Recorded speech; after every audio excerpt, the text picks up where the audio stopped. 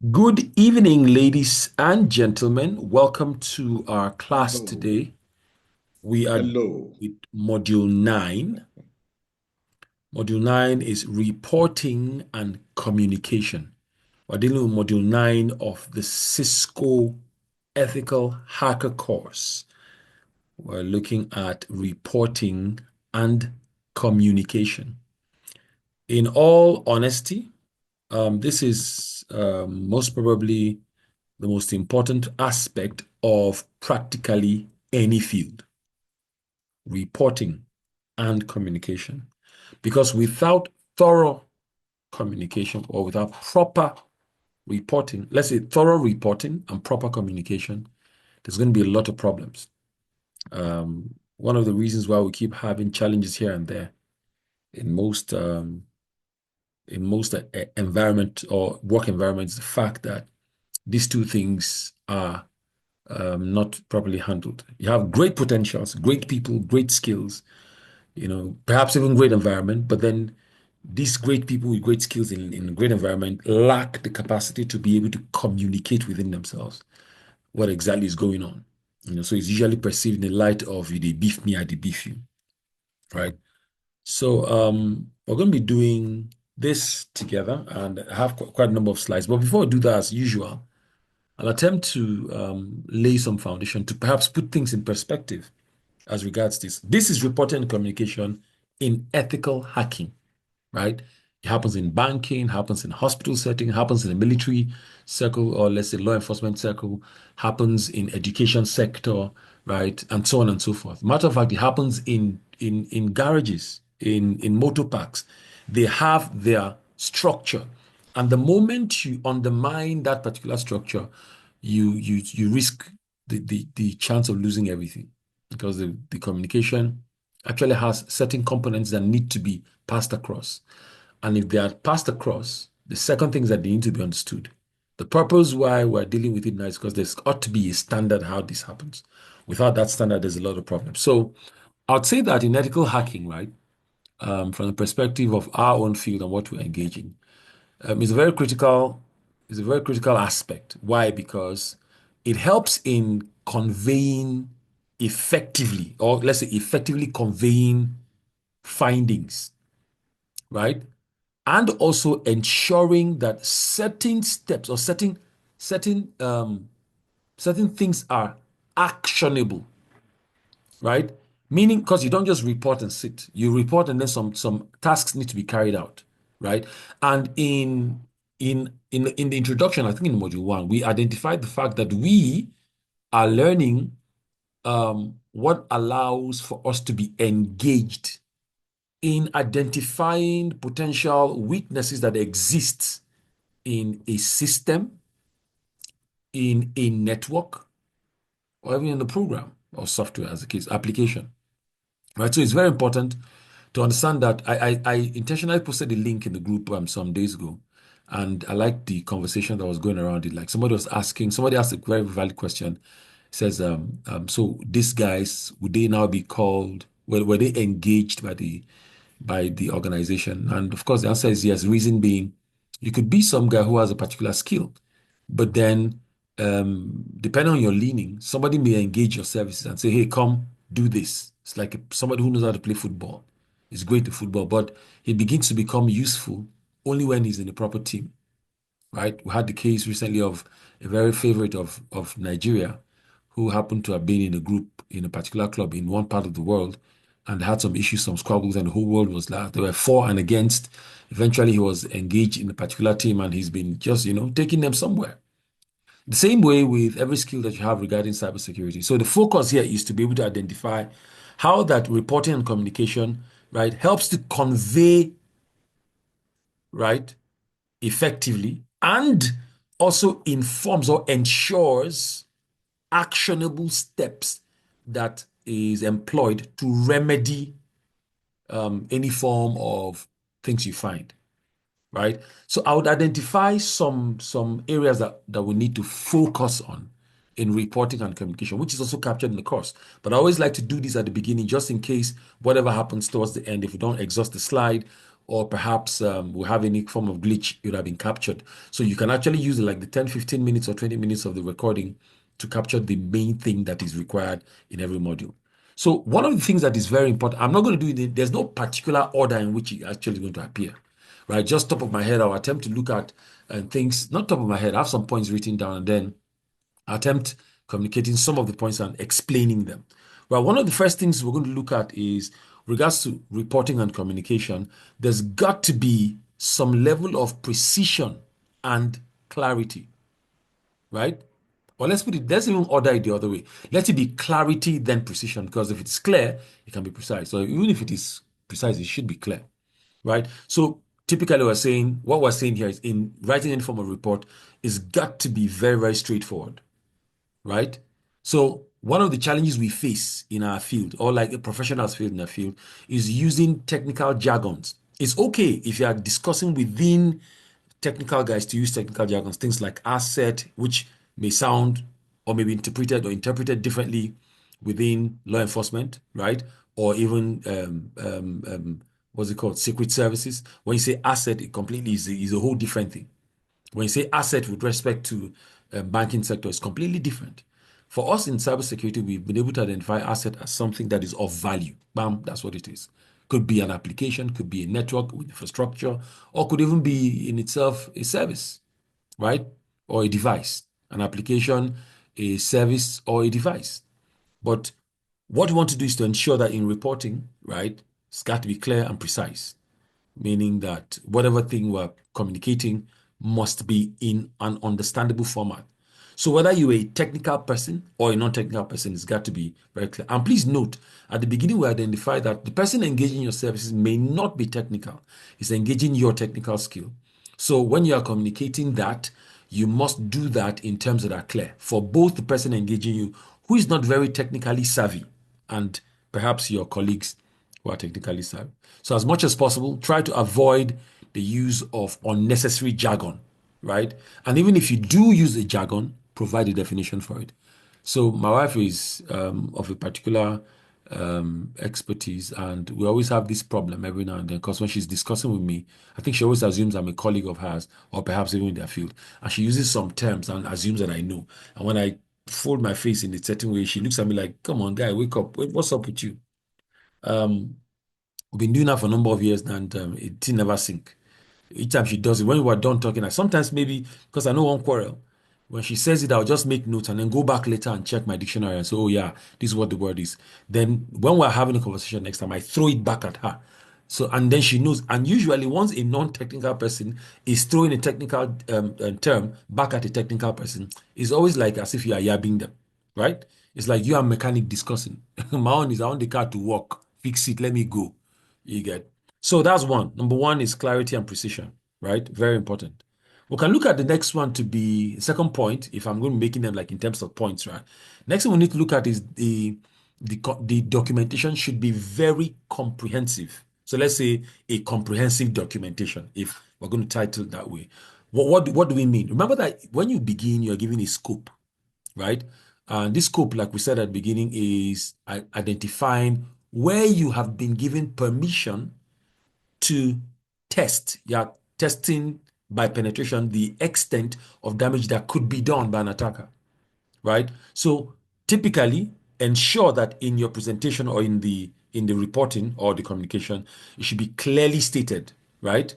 For example, you know what you are testing are always three categories. It is either an application, it is either a network infrastructure, or it is a device or what we call system. So with regards to the places where you tested, this is what we found with this system. This is what was found with this application. This is what was found with this network infrastructure.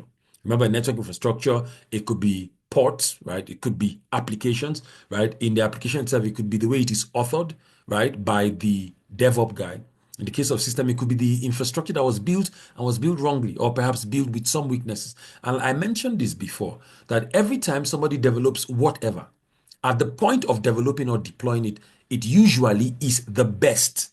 So once it leaves the market, once it leaves the shop or the manufacturer's desk or the table or the device and enters into the market, it is now old. What is new is what hasn't come out, right? So number one, the scope, right, has to be captured in your documentation because remember, it must be comprehensive. Number one, scope. Number two, you want to identify the method that you used. I always have the problem with this is method. Okay, well, that the method that was used, basically, or no, I think the better word is methodology, not method. The methodology, because what we're factoring here is the tools that you use, the techniques that you implemented, the framework that you used during the assignment. We talked about framework, right? We talked about, let me put it this way now. We talked about framework, standards, and best practices. I sent a document to the group about that. Okay, so if you implemented any of such, the methodology that was implemented in achieving your penetration testing should be captured, should be explained. So the tools that you used, the techniques that you used, and then if you engage in the frameworks or any of the standards that you followed, because it's actually going to make you appear more professional. Okay, then the next thing is having applied those, you have a scope, you apply the methodology. The next thing you want to look at is to ensure that you give a detailed record of the findings that you got, right? Vulnerabilities that you identified, the severity of that particular vulnerability, and then the potential impact that it will have on the network, right? Or on the network, on the application, or the system, or in this case, the device, right? Then you must also capture, this is number three now, you must also capture the risk analysis that was identified. What you're going to do here is to include in your reporting or communication the risk rating of each of the vulnerabilities. So you do a very proper risking. Is this low risk? Is this medium risk? Is this high risk? Or is this critical risk? Now, if you use any of the tools, whether it is Burp Suite, or you use Wireshark, you notice that in order of arranging the findings, when it does each of the capture, they are actually highlighted in different colors. Those colors indicate severity. Okay, so in your report, it should contain that. Also, with the people who engaged you, since it may be a business or could be whatever the case is a business or an organization, ensure that a conversation is had, or you discuss with them the impact, right, that this is going to have, that the vulnerability is going to have on the business. We identify some of the businesses, loss of client, reputation, and the rest of them, quite a number of them there. Then also ensure that you prioritize the issues based on the risk that each of these vulnerability pose. Of course, that is what risk analysis is, right? Okay, so these are things we found, and it will affect your database, it will affect communication with customers, and so on and so forth. Then remember that in your reporting, having identified what the issue is, you don't just leave them. You must recommend. You recommend to them what the remedy would be. Say, if I'm implementing, so let's call that, if I'm going to title it, we can say recommendation, or say remedy recommendation, or remedy recommendation. Or I think in our own field it's called remediation, right? So remediation recommendation. RR. That's like, I don't know what number that is now. Okay, so I'm just mentioning this now. So typically what you are doing here is, remember that that reporting includes the ability to be able to communicate effectively, right, to your employer or the person who engaged your service, right? Certain findings, critical findings, convey those critical findings, and also you ensure that you communicate actionable steps that remedy the solution. So that's the point I'm trying to highlight here. It's very important to provide step by step instructions, right, that you want them to use in resolving each vulnerability. Except, of course, you are the one doing it. And even at that, you have to provide a report indicating this is what happened, this is what I did. So we're looking at recommendations for remedy or remediation recommendation, as the case may be. So you can also look at in your remedy recommendation, you must focus on, there's a lot of things that happens with them. One is finance, one is resources. So in your presentation, you could give them short-term, mid-term, long-term, right? So overall, you're looking at securing their posture, right? The security posture of the infrastructure that they have, or the application, or the network, right? Then very importantly, right, just like any reporting, right, or communication, there needs to be certain things provided that back up your findings, Okay. Remember, I said this is not in any particular order. I don't have any order in which it is coming, but this should be focused on, except, of course, I don't know if there's a format. I don't know. Well, we'll look at that. I think there's a structure in which it should follow. But these are the elements that should be contained in any reporting and communication for cybersecurity penetration testing, right? Very important. Provide supporting evidences, right? Screenshots, very important. Screenshots of the applications or the techniques or the tools that you used, right? Ensure that you include logs, right, of what you found out, to be able to validate whatever findings that you have. Okay. Then also ensure that your documentation should carry testings or test cases of certain abnormal behaviors that were discovered that backs what you're saying. So maybe a certain time of the day, pings were high, certain time of the day, certain applications were over, and all of those. Somebody is annotating. Can you please try to not? Thank you. I think it's JB. Blessing are you? Sorry. So another thing we need to look at is to ensure that every person who is within that group. Oh, let me say this as well. I think I mentioned it at the beginning. I'm not certain when or where. Um, Whenever we're drafting, I think we talked about policies. Whenever any of these things are going to be drafted, right? Policies, or perhaps even at the point of proposing what you're going to do, you're always going to have tech guys in the room, and it makes sense to tech guys. But the other aspect of the people, the other side of the team that's in that place, these are the people who pay for the job you're doing. These are the management people. They sometimes don't know what you're talking about.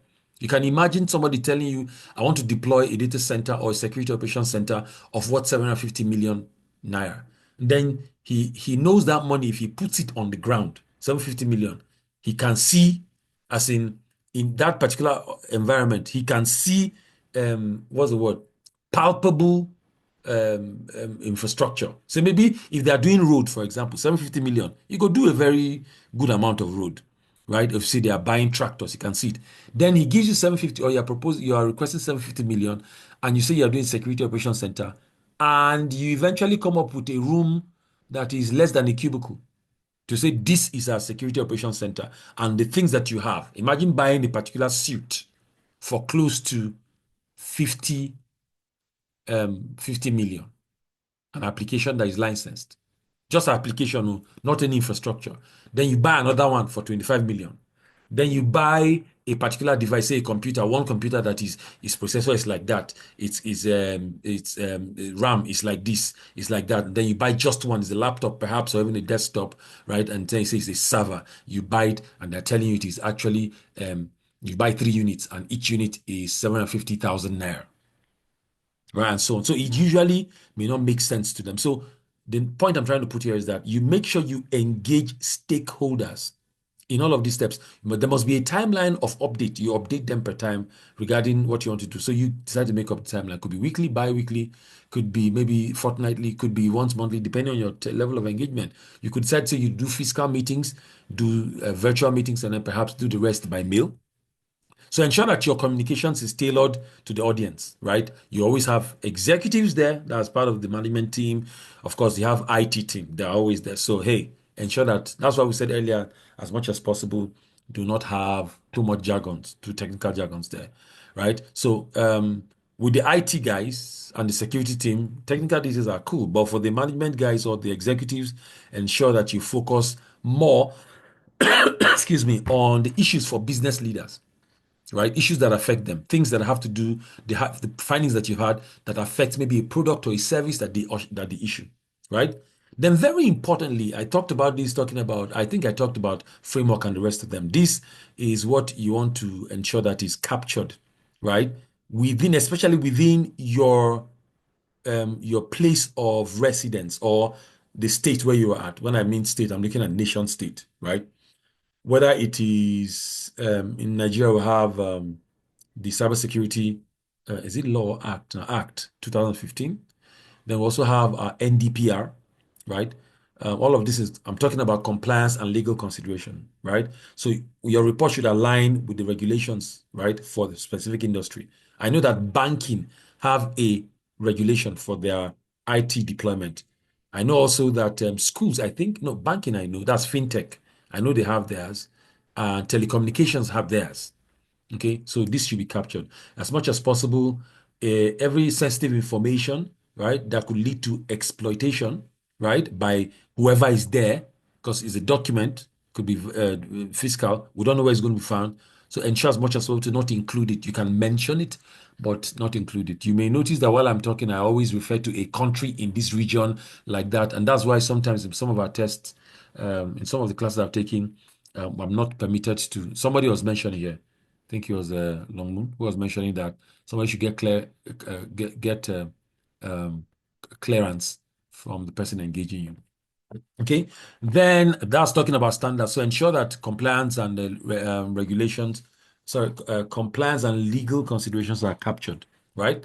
Then you also have to identify recommendations for improvement. So going forward, in order for this to not happen going forward, these are the things we want you to do. We are suggesting number one, tweak your policy to include this, that, this, that. Of course, it's peculiar to them. For example, use of password, right? For example, use of devices. Certain areas, do people come with their laptops from home? People go home with laptops from work, right? Somebody use flash or drive. How often should we change passwords? And then that should be included after policy has been captured. It should be included in the next point, which is training. You skill, reskill, upskill, skill, reskill, upskill. When you skill, it means the person didn't have it before. When you reskill, it means that what the person had, you are cleaning it up. When you upskill, it simply means that what the person has now is now obsolete for the next level of engagement. So you upskill. To whom? Members of staff. And they're in different categories. The technical guys, the executives, and the rest of them, right? So as much as possible, ensure that they are trained. And the training should be on techniques, tools, right, or methodologies used, right? So ensure that for certain organizations, you highlight whether organization is performing well, because in your reporting, don't be too much at telling them about now, don't feel. Balance it. Just let them know, hey, you know what? That's this in your reporting now. And somebody saying, is this report going to be verbal? Please, going forward, it should be documented, right? Documented. So could be some PowerPoint presentation, could be some document handed to people to use, but it should be documented because it's going to be referenced, right? Then after you are done talking with everybody, right? I'm thinking about it, looking at an organization and thinking, what should we do? After we're done doing any form of engagement, like we have done with our work, you may want to also let them know, like any doctor prescribes, and what he asks much later is, hey, we need a follow-up visit. Can you come back or can we visit you?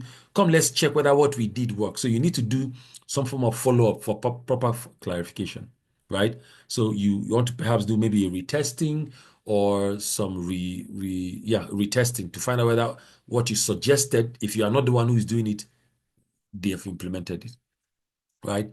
Then the format in which your report can be presented should depend on how do I put it now? Like you're writing a proposal, right? Of course, there's always an executive summary at the beginning. Then there will be the technical details. Then you'd have supporting data, right? Typically, if you have information that include visual captures, it helps. Okay, so the executive summary and the rest of them. Technical details, the conclusion, if there's, of course, this time we're not talking budget. It's not like a proposal. This is a report. Okay, so very, very important. So having said that, I don't know how many points I raised, but having said these points, let's dive straight into what we're going to be doing now.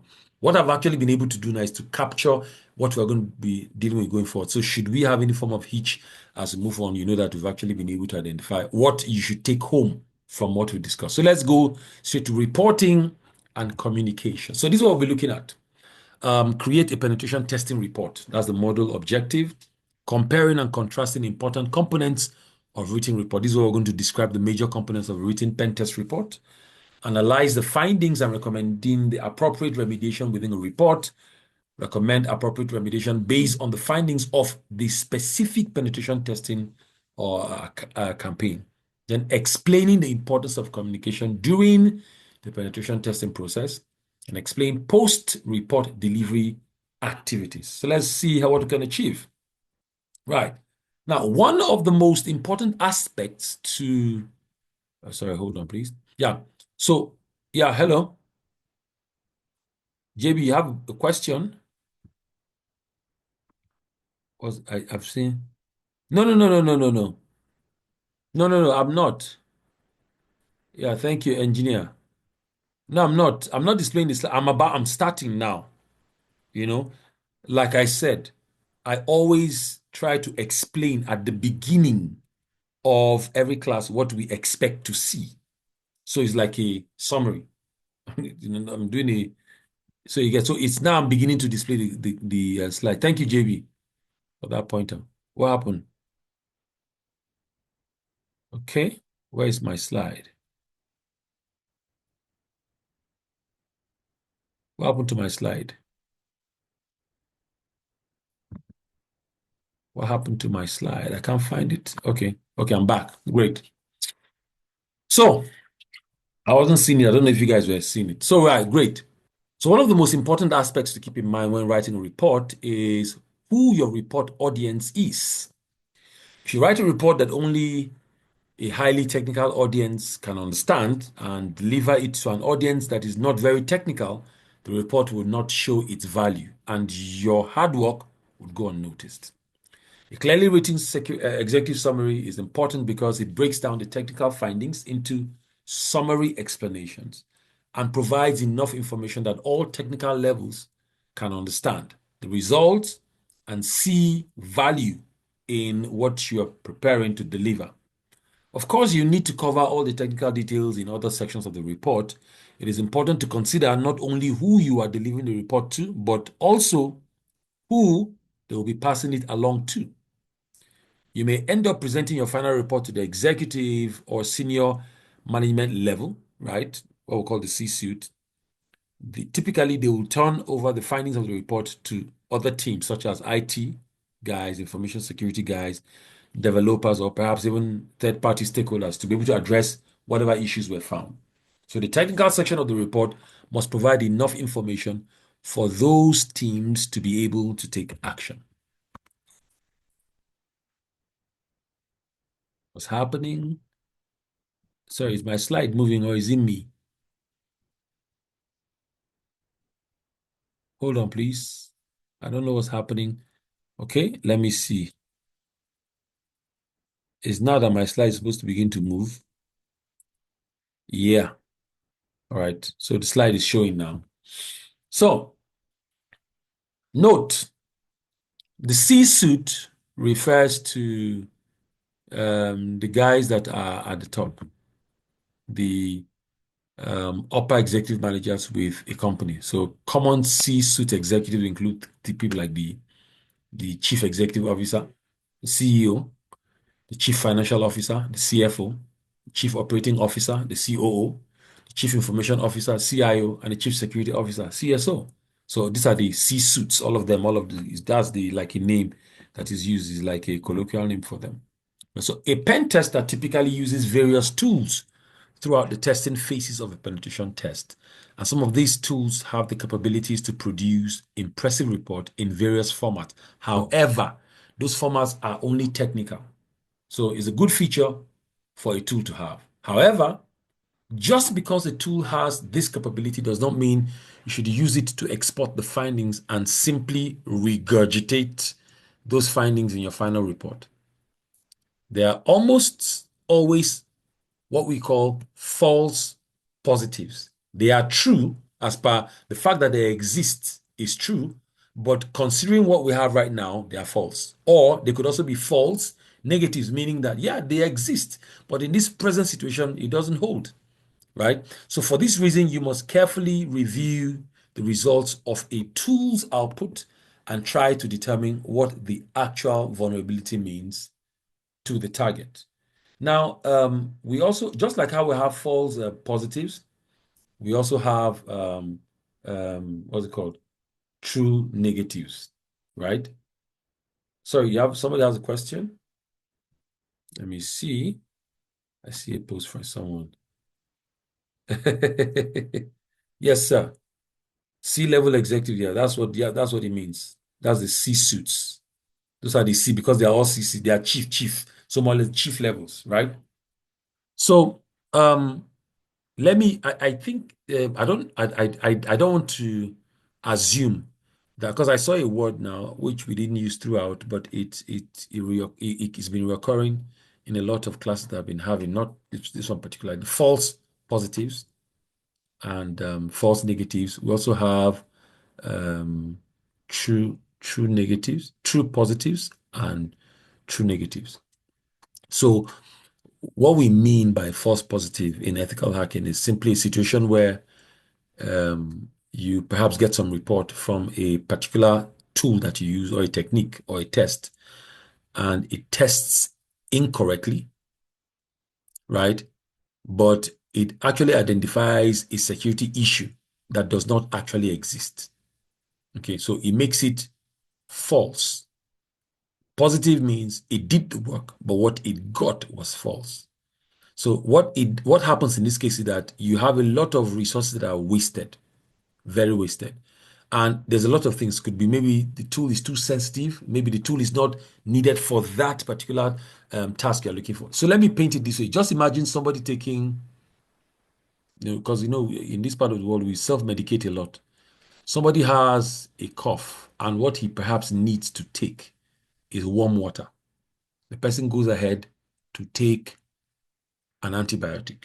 And the reason is because somebody proposed to him that antibiotic will kill this thing where they happen. So this cough, it happened to somebody who I know, and the thing, in the end, they will shall use antibiotics. So attack him straight up. Now, he's been able to use positive is that there is a drug that he has swallowed. But what he's fighting is false. Okay. So it could be the sensitivity of the tool that the person is using. It could also mean that the device, the way this device or the tool is set up, that the configuration is perhaps too sensitive, right? One, or too outdated, right?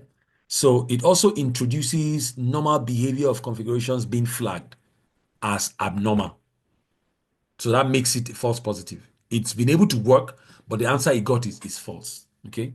So then the false negative simply, because it's like typically saying it worked, it didn't work, it didn't catch anything. It shall worked, but you wasted time. Okay.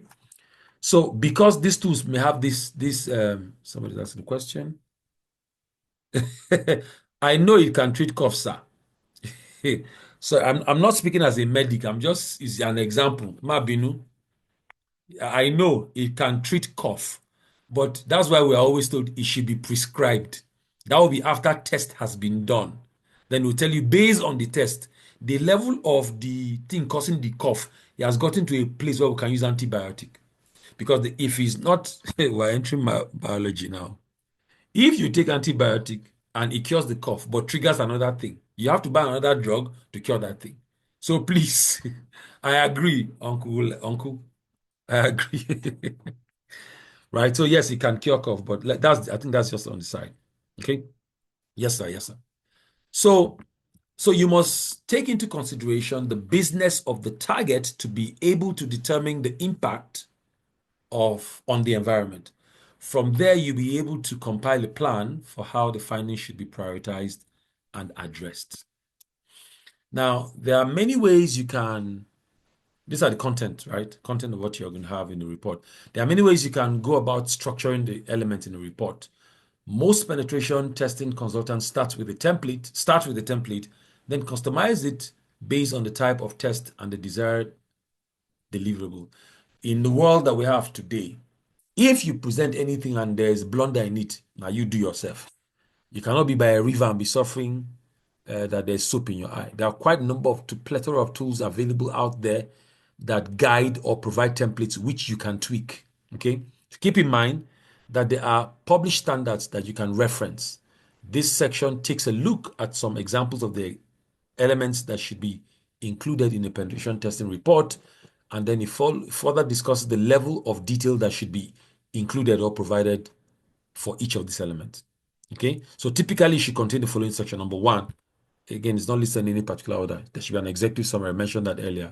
What that captures is just, or what that covers is just a brief summary, which is usually high level. Doesn't include the technical issues. What came about this is just basically capturing or describing the penetration testing scope, right, that you were given permission for, and the major things that you found or major findings. Okay. Then scope detail. It is important to include the detailed definition of the scope. We were asked to check applications that were deployed in January 2024 by company XYZ, right? And found out the scope was to find out whether the application is good, that the system hosting it is perfect, or the infrastructure network where it's seated is unaffected. So the scope is either of the networks or systems that are tested as part of the engagement to distinguish between in scope and out scope, right, of systems or segments, and identify critical systems that are in or out of scope and explain why they are included in the test. So this is what it means. This particular application is hosted on this particular segment of the network. However, we observe that it is not our scope, right? That there is, let's say, department C is where this is installed. We are dealing with that and we're trying to find out the effect of whatever was deployed, system, application, or whatever. But we realize that people from department D interact with this particular department. As a result, it throws that particular department into some level of jeopardy. Okay, so that's in scope, out scope, or out of scope, right? Then findings. This is typically a report should document technical details about whether or how the system under testing and related components may be exploited based on each vulnerability that was found. It's a good idea to use an industry accepted risk rating for each vulnerability. Yes, I see a question. Oh, sorry. Yeah, don't worry. Sorry. You get the recording, right? So I think we talked about, I don't know that, was it this class? CVSS, the common vulnerability, what's it called? Scoring system, right? I think we talked about it. I can't remember. Don't know if you remembered, but let me just try to like summarize. Let me try to summarize it. Okay, is this summarized? Let me try to just paint the picture on it. So it is typically a a framework, right, which is considered a standard or a standardized framework used for assessing the level of severity, right, of software vulnerabilities. That's I think it has about 0 to 10. There's that we have talked about that. I can't remember, I think. But for the purpose of maybe revising, it captures things like the categorization of the assessments that is done, whether it is temporal assessment, whether it is environmental assessment, whether it is base assessment. There's also a score range which captures severity, 0 being no, there's no severity. And then we have, I think, 1 to 3.9 for low severity. Then we also have 4 to 6.9 for medium severity. We have 7 to 8.9 for high severity. Then the rest of it, of course, it stops at 10, 9 to 10 as critical, right? So it contains just certain form of what they call now, the complexity, the vector, the privileges that are required for this to happen. It captures more or less what normally would happen, right? And I think it's a document you need to perhaps look at. I'll find it. I think I have it somewhere. I'll find it and drop it in the group for the purpose of just, referencing. So typically this is like a framework. So industry accepted rating for each vulnerability, like the CVSS. When it comes to reporting, it can be difficult to determine a relevant method of calculating metrics and measures of findings uncovered in the testing phases. So this information is very important in your presentation to especially people who pay for what work you're doing, which is the management. You must be able to provide data to show the value in your effort and the money that they are paying. That's why you should always try to use an industry standard. You don't just say, I did this in my uncle's house. It is based on this standard. Use nationwide, use in North America, use world, use globally, and so on. Okay. So CVSS has been adopted by many tools, many vendors, and many organizations. So using an industry standard such as CVSS will increase the value of your report to your client. It was developed and is maintained by First.org and provides a method for calculating a score of the seriousness of the threat. That's the number I was telling us, 0 to 10. For 0 to 3.9 is considered, sorry, 0 is not severe. Then 1 to 3.9 is low severity. 4 to 6.9 is considered medium. Then 7 to 8.9 is considered high. Then we have 9 to 10 as critical. Okay. So let's move on. Right. Then the methodology, explained that earlier. The report should provide details on the methodologies used to complete the testing. For example, what did you use? Did you use Nmap? Did you use, remember I said in methodology, you explain the tool that you use, the technique that you use, or the framework that you use, right? You should also provide and include details about the attack narrative. For example, in the environment, if the environment did not have active services, explain which testing was performed to verify restricted access. Document any issues encountered during testing. For example, interference encountered as a result of active protection while you were, attempting to, launch a particular penetration testing. We observed that this application or this firewall or this IPS or IDS, capture. So the method that you use and how you bypass it and all. Then the remediation, which is typically what you recommend. Typically, this should come from the blue team. Remember, the red team are the ones that are doing the attack. The blue team is protecting the network. So you are giving now a guidance. And this guidance is with focus of attempting to stop each of these vulnerabilities, or to stop it, or prevent it, or cure. The information is very useful for the IT technical staff, the software developers and security analysts who are trying to protect the organization. We talked about the red team and the blue team. The blue team are the guys who are employed by the organization to try to prevent any form of penetration from happening. The red team are the guys that have been employed, right, by the organization. They may not necessarily be staff of the organization, but their work is to ensure that they do the penetration testing. They are launching attacks to find out how far they could go in the network. Then you conclude your report, right? And then summary of all the findings and recommendations. So English writing is very good. There's a course we have on the Cisco site, which is IT reporting, right? I think, yeah, IT reporting, kind of English to use and all.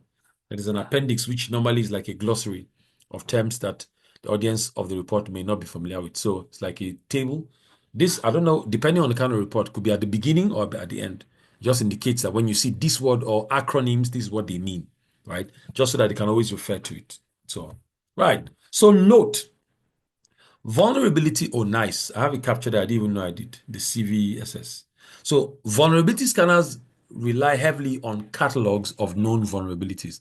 This means that just like everybody goes to study and already, what's the word called now, reviewed or revised course of study, because you can't just get up and become an authority on a particular field. You must have some level of review. The review that matter will be perhaps your peers reviewing you, and very importantly, people above you reviewing what you're doing. Okay, so that normally comes from, normally captures a documentation of what has been done before.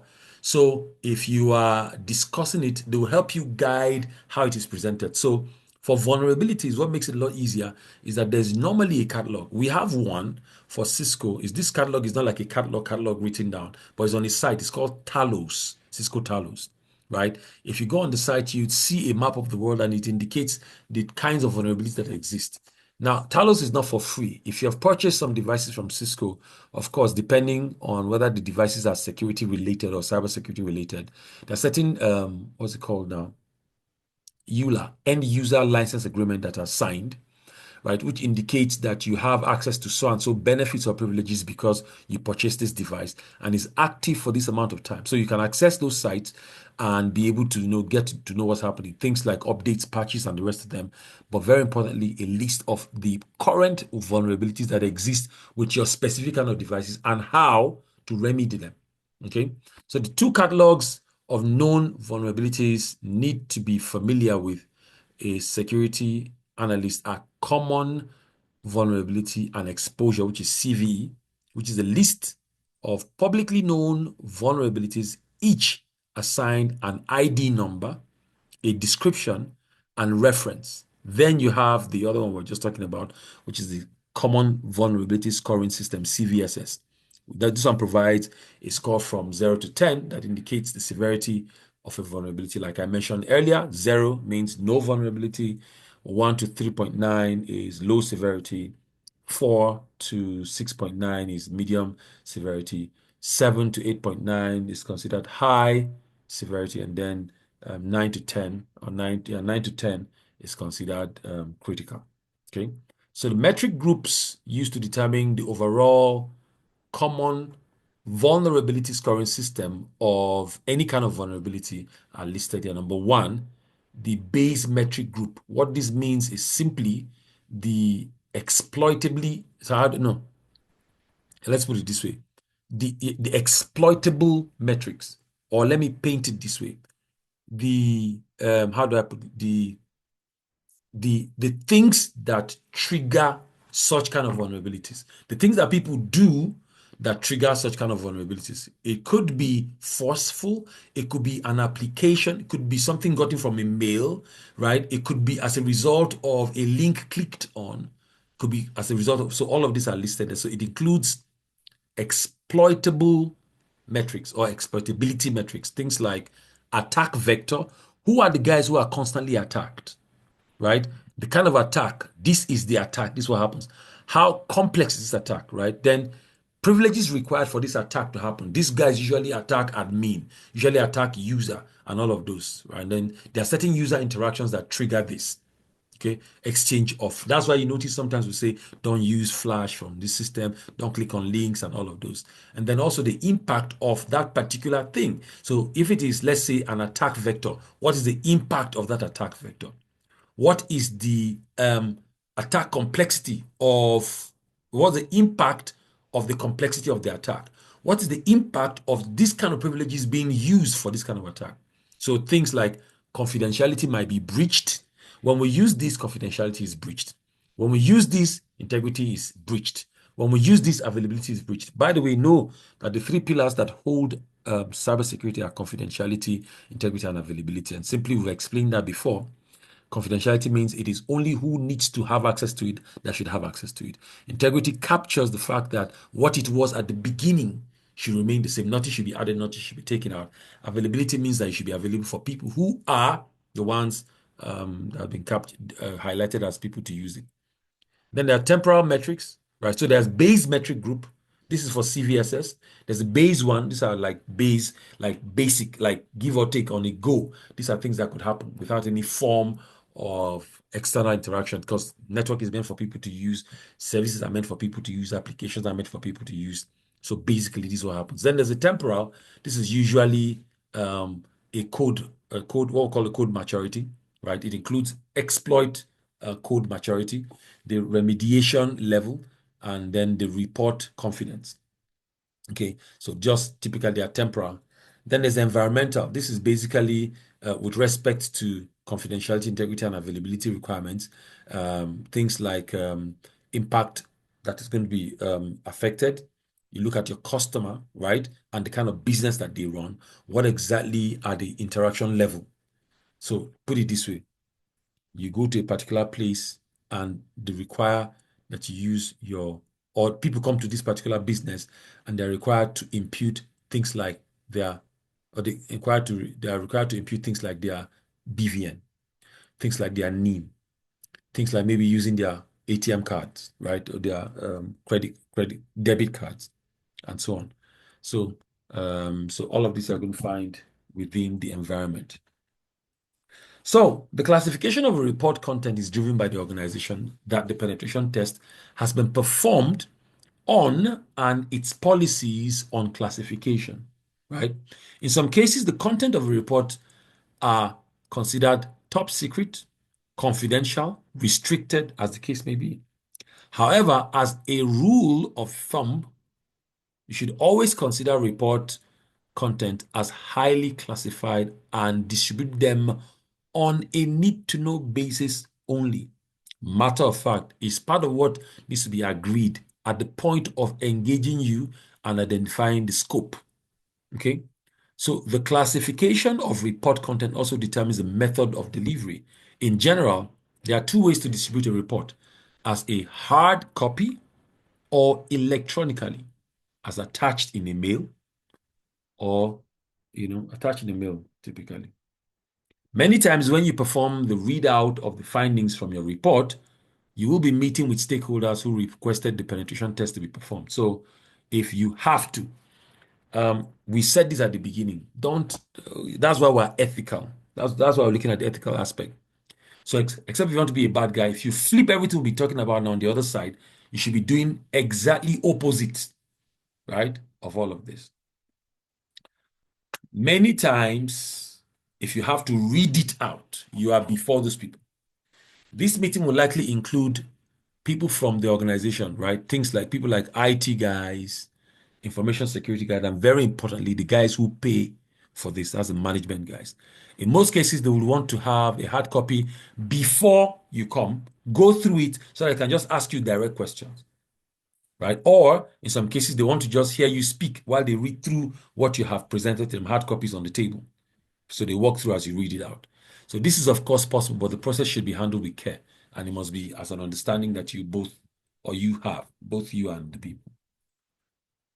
The following are some examples of how to control distribution of report. Number one, produce only limited number of copies. Define the distribution list in the scope of work. Who are the people? We talked about this at the scope. Who are we reporting to? And every organization sometimes have some guys that feel like that them. If you don't talk to them, then of course there's a problem, right? So talk to me. What did you, all of this kind of stuff, but there must be a list, which is part of what has been agreed upon at the point of engaging you on the scope. Then label each copy with a specific ID or number that is tied to the person it is distributed to. Could be, in that meeting could be CSO1, that's why I have those C suits, CSO, CIO, CFO, and the rest of them. Label it. Keep log of each hard copy that was distributed, like a signature is done, just like appraisal papers or promotion papers given to people. There's normally a file copy, there's your copy, and then there's the department copy, right? So ensure that each copy is physically and formally delivered to the designated recipient and have them sign and indicate that they received it. If transferring a report over a network, ensure that the copy is encrypted. We've talked about that. Encryption is very important. You can even use BitLocker to do it on your operating system without going too far. And the method of transport is encrypted as well. Ensure that the handling and distribution of an electronic copy of a report are even more restrictive than for a hard copy. Very important, because they could be phished or spear phished or socially engineered. So control distribution on a secure server that is owned by the department that initially requested the penetration test. Provide only one copy directly to the client or requesting party, then let them go ahead and solve their problem by maybe duplicating, in which case, now their problem. Once the report is delivered to the requesting party, use a documented, secure method of deleting all collected information and any copy of the report from your machine. So, you can see that we're working as if we're in secret society. Right. So, this is an example. So, copy 001 is the CISO, the Chief Information Security Officer, John Smith. This is the Chief Security Incidents and Response Team, right? Chief Security Incidents and Response Team, Jane Doe. This is the date, and then this is with the Cloud Operations guy. This is the department. So the what am I saying? Yeah, the cloud operations team is the person who's correcting and all, right? So it's just like a log, an example of a log. Note taking. It is common question when it comes to data collection and report writing. Exactly when should I start putting together this information? Somebody told me this when I was starting out earlier. Then he was a doctor, an academic doctor. So he was talking to me, and I think at this stage of my life, I could boast of having very great retentive memory. So you could tell me stuff and I'll remember it, what time you said, what you were wearing and all.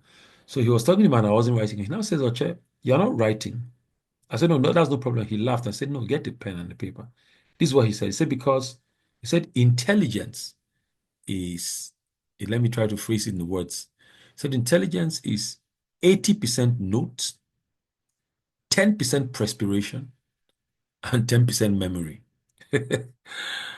Meaning, if you don't have your notes, you have lost 80% of your intelligence. You can be there, but yeah. Then if not, you're not always top form. Perspiring is simply saying you have to engage and do If you don't have that, the only thing you have is memory, which is 10, and that 10 can fail you anytime. From that day, I started writing things down. So a report is the final outcome of a penetration testing effort. The most accurate and comprehensive way to compile a report is to start collecting and collating, right? Then that's, of course, organizing the results, collecting and collating while you are still testing. That's why sometimes some people prefer to record, like video recording and transcribe later, or perhaps do an audio recording and transcribe later. Very great. In other words, you need to understand the process of ongoing documentation during testing. As you come across findings that need to be documented, take screenshots of the tools that you use and steps that you went through, and also what you got as an output.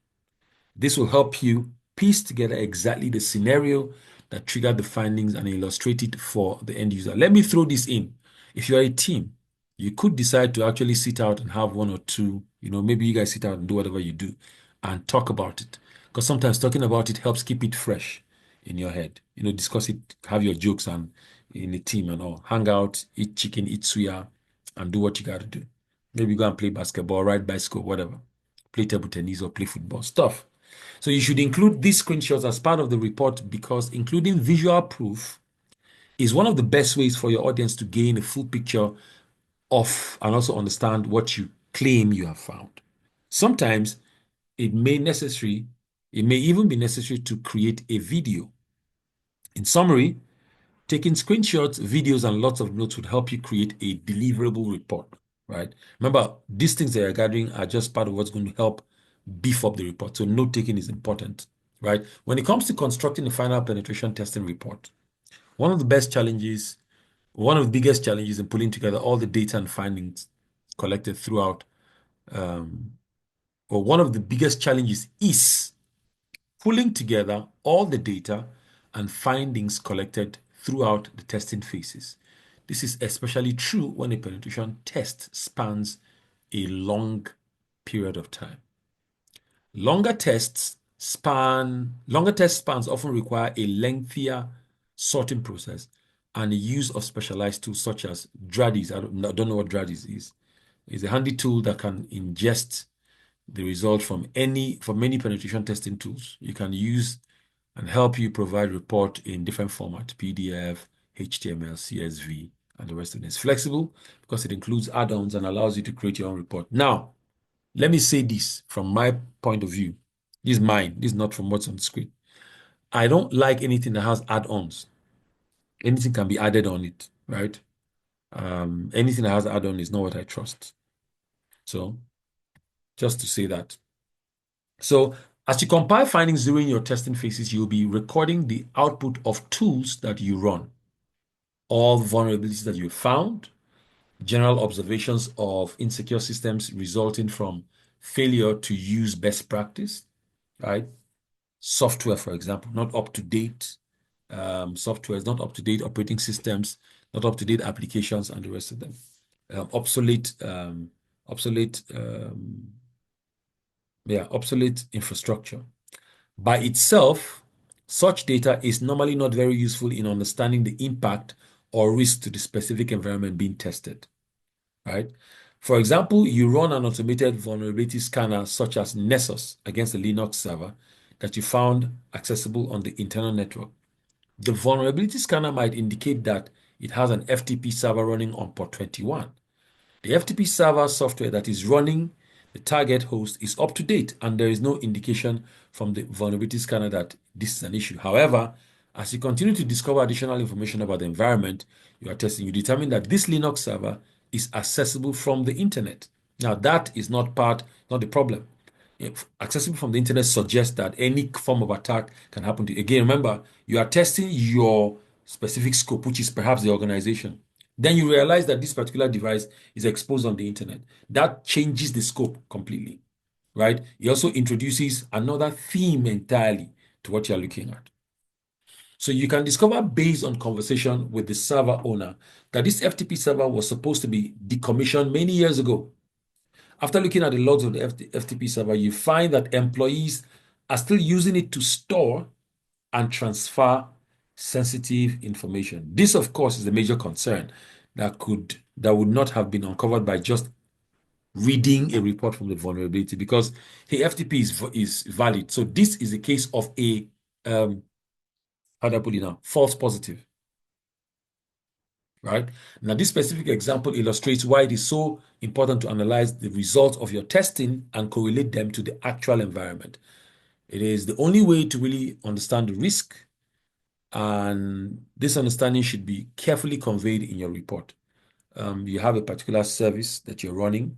It seems to be working for you guys, and usually very tough to get people to know that what they so like and are used to is bad for them. It's like taking off sugar. Some people don't feel like sugar taking is bad. I say, no, I'm doing exercise. I'm a very active person, right? Some people just feel like they can eat meat all day long, but it's meat. They're used to it. Let's chop suya. It's chicken. But they don't know. But it's normal. It's okay. It's a bodybuilding food from what they learned in biology. But then as time goes by, they have to be told that, hey, you need to start eating vegetables. And don't worry, I'm not preaching to anybody. I'm just saying as an example.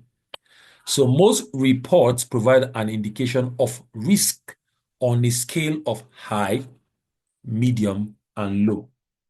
A quality report provides an accurate rating based on the risk to the actual environment and a detailed root cause analysis for each of the vulnerability. Remember, the root cause analysis is a very important. I think I talked about it in part of the things you need to what's it called? You need to identify with respect to your report writing. Very, very important, because root cause analysis or risk analysis is very, very important, because this is where you're able to categorize, right, the scale of each of these risks. Is it high? Is it low? Is it medium? Is it critical?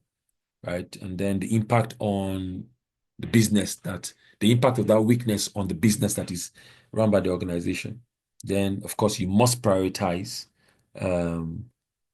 each of these businesses, as it were, based on the risk that the vulnerability poses to the organization, right? So that's where you rate each weakness, simply put. Okay. Now, if you're a third-party penetration tester who has been hired to perform a test for a customer, the report is your final deliverable. It is also proof of the work you performed and the findings that came from the effort. It is similar to having a home inspection on a home you want to buy. The inspector would likely spend hours around the house, checking in the attic, crawl space, under, basement. Not every house in this part of the world have basement. Ceiling, that's what we call the attic, the building on top of the roof. The pipe, the plumbing, the electricity, whether there's molds on the wall, the toilet, does it flush, water, does it come in, all of this stuff. Once it's done, at the end of the day, you want to have a detailed report of the inspections, right? So that you know what to do. Do I buy it? Is it buyable and fixable? Or do I just forget about it? So if the inspector were to provide you with an incomplete report or a report containing false findings, you would not feel that you have gotten your what's money. That's last you can enter. Like when you want to buy a car, you get a mechanic say, okay, follow Moku check. So you could also run into issues if you try to address the issues with the seller of the house. Similarly, when you turn over a penetration testing report to a customer, the customer will begin addressing the findings in his report, of course. Okay, what's this? What's that? This. That's why we said it should be as detailed as possible, not contain too many technical jargons. The customer may begin deploying upgrades or purchasing new equipment based on your recommendation. So it's got to be very thorough. If the customer finds out that one of the reported findings was a false positive, meaning it did the work, but the finding was false, this may cost the customer a lot of time and money, and the customer will likely not hire you for the next job, right? And that isn't necessarily a good thing. It's not necessarily a good thing. So want to ensure that everything is done. Now, consider the case of an internal penetration tester. For example, you are performing an application audit on an internally developed web application that maybe somebody developed and you are deploying it for use. Then you note in your report that there is an SQL injection flaw in one of the input fields of the application. Remember, we talked about the input field, which normally is a place where every discussion, right, between the application and the user is kept. Somebody can actually go ahead and insert based on the conversation happening between the client and that service as on a server. Somebody can write a script and allow it to sit in that particular point. So that input field of the application. You now realize that it's possibly, it can be there to host an injection flaw, but you did not validate the finding. You didn't say, this is there. You didn't write it to say, I found it. Typically, you would turn over that report to the management, who would then ask the application developer task the application developer with addressing the issue. Of course, the application developer would want to find a fix for this defect as soon as possible. He or she would likely commit time to researching and mitigating the issue. If after spending time and money on hunting down the cause of this flaw, it is determined to be a false positive, the application developer could come back to you as a tester for answers. If it turned out that you didn't validate the result, the application developer will not be happy, and you could be sure your management would hear about this. So simply saying, be certain what you're reporting. Of course, there are just two scenarios that illustrate the importance of quality report writing. There can be other impacts as well, including compromised system due to your false submission. However, we now move on to discussing what a quality report is and how to accomplish it. So there's a lab, right, which you go through. It just simply tells you reviewing a publicly available penetration testing report, then develop your own report format, and then create your own pen testing report. So let's look at this and most likely conclude on here. Then the rest of them you would have to. Right? So it's analyzing the findings and recommending the appropriate remediation within the report. Now, during a penetration testing engagement, you should analyze the findings and recommend the appropriate remediation within your report. So simply saying, do the testing, do your findings, and then say, okay, based on these findings, this is the impact on the network. I would recommend you do this going forward. So this kind of weakness will stop. However, to ensure that this weakness that has happened to you now, you come out of it, these are things to do. That's remediation. Recommendation is telling them what you think would get them out. Remediation is saying now that you are in this, recommendation is going forward. What should stop this from happening? This is what we say you should do. Remediation is saying from what you are in right now, this is how to get you out of it. And this includes things like technical, administrative, operational, and fiscal control. So technically, how do we do it? Administratively, what do we do? Operationally, people always mistake technical for operation. Operational is the work that happens. Technical is the interaction that each of the work have with each other. Then the fiscal is, of course, the fiscal environment. Now, for technical controls, you want to do things like, this is where, for some reason, some form of network security knowledge is key, right? So this is where you make use of technologies to reduce vulnerabilities, and these technologies already exist.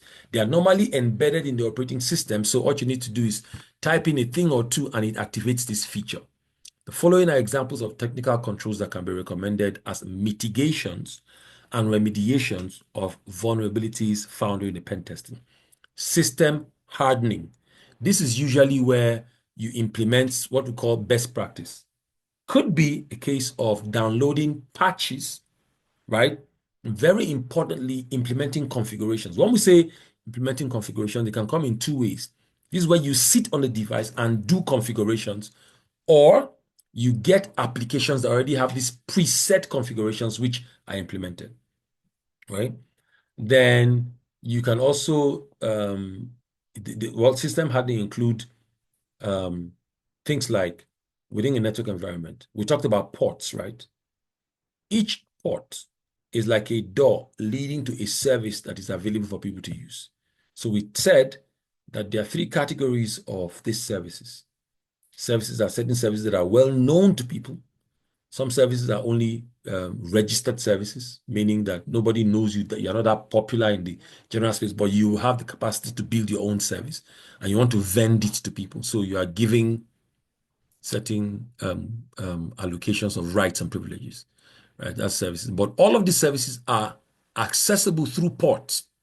These ports are categorized under those number of the stuff we talked about, the well-known ports and the registered ports. So what you want to do is usually devices come with some ports naturally open. You want to identify them by doing some form of test, either using Nmap or doing a ping sweep and find out what ports are available and what responses are they giving. Then close those ports. How do you close them? You disable those services from being in use, because if you are not using them and they are open, somebody may use them. It's like saying you have gates leading to your house, but you use the main gate, and the other gate you didn't man anybody there. There's no gate there. There's no gate man there. There's just the door is slightly ajar. Anybody can use it. So what you want to do is either put somebody there to protect that people to restrict thoroughfare, or you go ahead and take out the gate and seal that gate with blocks. That's what we're saying here. So services, right, operating systems or applications, network infrastructure, and devices actually have all of this. Some of them come with certain ports or services already open. Then that's for system hardening. So you harden the system by ensuring that you either do configurations, download patches, appropriate or operating systems are updated, or you identify certain ports that are available, right, and then you close them, right, or disable any unused one, removing them from your software, right? Removing software that are within the network that are not needed, take them out. So user input sanitization and query parameterization, simply looking at queries that exist between what's it called, services and devices that what's the word? Why am I getting distracted? Services and users. So there are typically interactions between, we've hammered this, that you always have devices or the network. I think this is how I put it. I said the network architecture is built such that there's a server and a client, right? Interaction. And normally the client will make a request. At the point of that request making, there's a parameter, right, that is allowed for various services.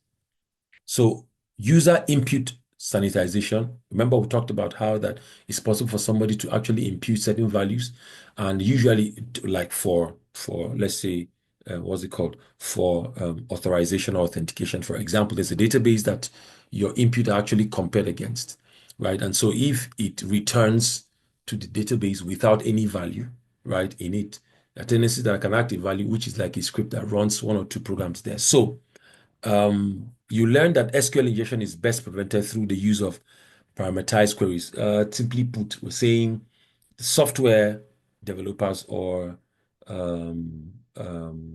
so I think software developers, let's say DevOps guys, right, in trying to how do I put it? In trying to ensure that your applications that you develop are sane, are clean, right? They are sanitized, right? What they do is that they ensure that every input, right, of data does not have an executable code. An executable code is the code that runs itself, right? Could be some dot, I don't know. It just could be a combination of some dots, depending on what that particular stuff is about. So you want to sanitize the point of entry into any database or any system or any application or port, and ensure that you don't have any of such. So there are things we call placeholders, right? Which would normally be something typed or put in a place that is not what's supposed to be there. Say maybe I have to type in something as username, and the username is actually, let's say, alphanumeric. I can type in special character included in it. It is not part of what is allowed. However, because I've typed it, it would have to interact with the database before I come back with a report saying invalid input detected or wrong username and all of those. So any of those input, right, will need to be validated. So users would have usually put one or two things. What happens in the case of parameterized queries is that there must be a way that there's a validation done for every input. Okay, so we sanitize by ensuring that these kind of values are not allowed in this field based on the script that's written. Okay, so typically to not go and trigger any form of what's it called? Go and trigger any form, excuse me, any form of execution of a code that could wreck a particular piece. So you are taking these are technical controls. So you ensure that things like that, right? That way you prevent things like cross-site scripting, cross-site request forgery, which is then there's the server side and all SQL injection, command injection, XML external entities, and other weaknesses that exist there. So they use placeholders, use things like variables that bind, right? Then you also able to ensure that commands are executed safely, especially with database. Okay, that's for user input sanitization and query parameterization. Okay, then there's process level remediation, simply indicating that it is very, very important that operating systems, right? Um, okay, so operating systems actually interacting with the when you make a request or when you initiate an action using devices that run operating systems, right?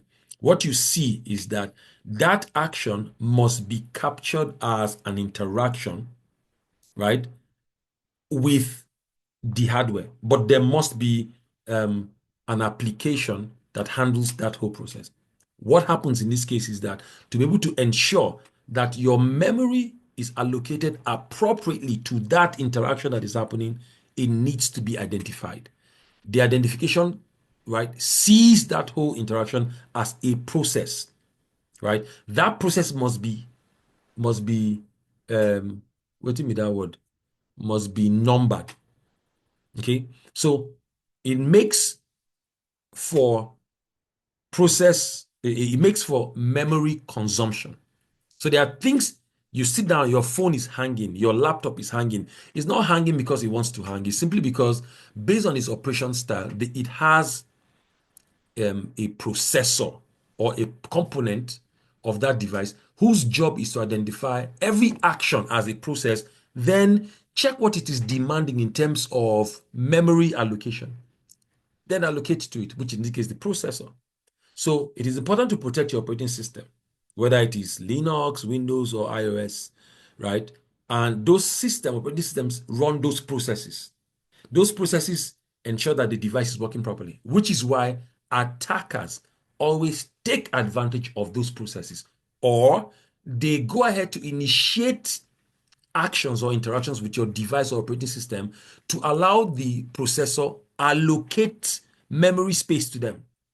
Once that happens, your system is overwhelmed. You're not doing much, but the system cannot. So what you want to do is to ensure that devices, right, that run operating systems don't have all of this happening so that you don't create or manipulate any process in the underlying system.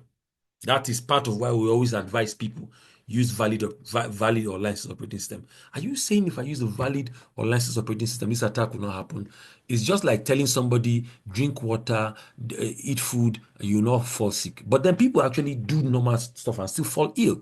We are saying that each time these discussions happen between your computer and you, or your device and you as on the operating system, right? Make sure an attacker has not created or manipulated any of these processes. So there are ways that the processes actually should look. There are certain behaviors to look at. So you look at process level.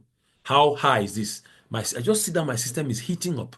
I just sit down here, the fan just rotating, and I'm not doing stuff. So you ensure that you remediate. Okay, these are ways to take control.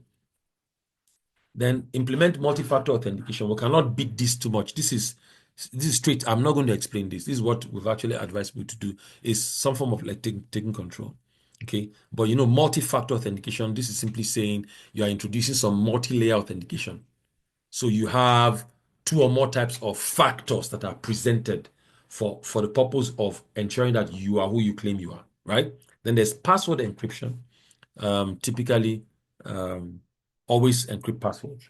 Then patch management is the process of distributing, installing, and applying software updates, which people always dodge. Because sometimes if you do it, it's going to catch you and say your Windows has not been, especially for people who use Windows, your copy of Windows is not genuine. Okay.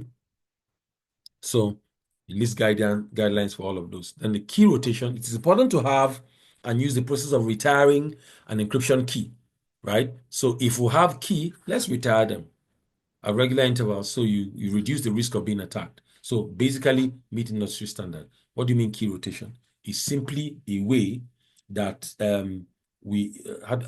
I don't know how many of you have done SSH. I don't know how many of you have done this. There's what's called a modulus, right? It's just the practice of periodically replacing your keys, your cryptographic keys that are used for securing your sensitive data, right? And you can actually limit the exposure of those keys, minimize the impact of the keys that are being compromised.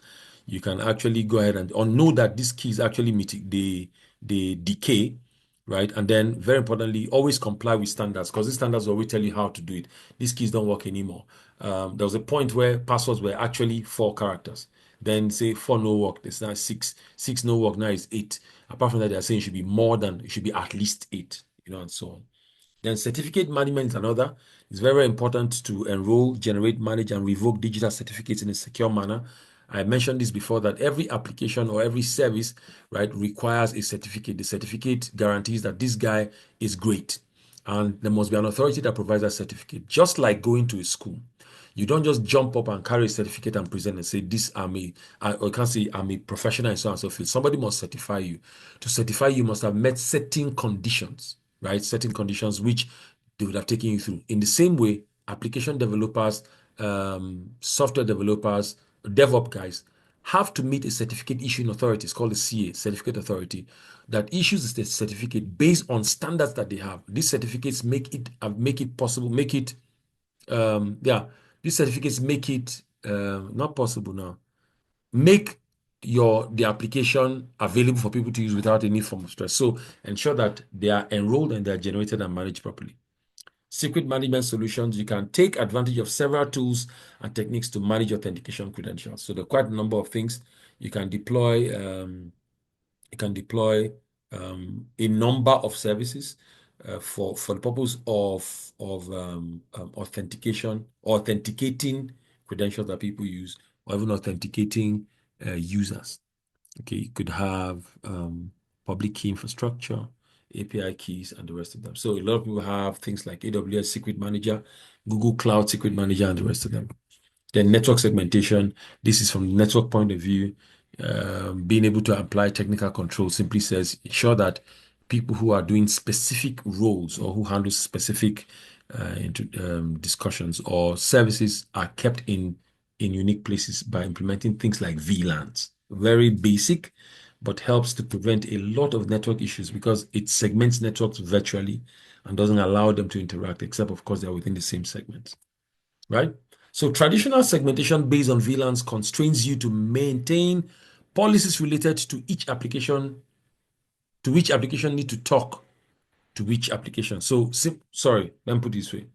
Traditional segmentation based on VLANs constrains you to maintain policies related to which application needs to talk to which application and who can access such applications in a centralized file. Simply saying that once you've been able, it's like having a hall with a room and having 4 categories of people in the room. So you have marketers, you have IT guys, you have HR guys, then you have the mechanics or technical guys. Now, if they're all in a flat room, typically some people actually require sitting down and critically reasoning. Because they're in one flat room, whatever traffic they generate can interfere with each other. So what you want to do is to split that room into 4 and then put each of those specific unique guys in their own room. That way, whatever discussions are happening in HR is kept in HR. That's exactly what I was saying. So if there's a service that people need to interact with, it is kept for them. So this is ineffective because most traffic in data centers is now east-west traffic. What that means is that traffic does not hit the traditional firewall, it's just point to point. So in virtual environment, a lot of traffic does not leave the physical server. You need to apply policies, right, to be able to restrict whether application A needs or does not need to talk to application B. Web3, read about it, right? Be able to talk to database. So these policies should not be bound by which VLAN or IP, because VLAN and IP are usually logical segmentations, which restricts movement within a particular place. So whether it is the same rack or in the data center and all. So network traffic should not make multiple trips back and forth between applications and centralized firewalls because it consumes a lot of resources. The ability to enforce network segmentation in those environments is called micro-segmentation. And micro-segmentation is at the virtual machine level or between containers regardless of a VLAN or a subnet. Micro-segmentation solutions need to be application aware, okay? Because there's be an application that I need to interact with that's perhaps not peculiar to me. Does that mean because I'm in that VLAN and that application is not in my own VLAN, I can't interact with it? So you notice that you can sit on your phone and interact with different applications because, of course, we now have devices that are within, in their interaction across a policy wall, have certain entries that guarantee or allow, of course, after authentication, allows you interact with applications in different places. So most micro-segmentation environment apply a zero trust model, which dictates that users cannot talk to applications and applications cannot talk to other applications unless a defined set of policies permit to do so. What we call firewall today, for a lot of people, there are devices that they actually carry and deploy, like you take a device. However, the device is not just a device. In the device will be contained some high-level intelligence processing list, which must be exhausted before that particular traffic will be allowed to pass. And that's with regards to going to wherever and interacting with whatever.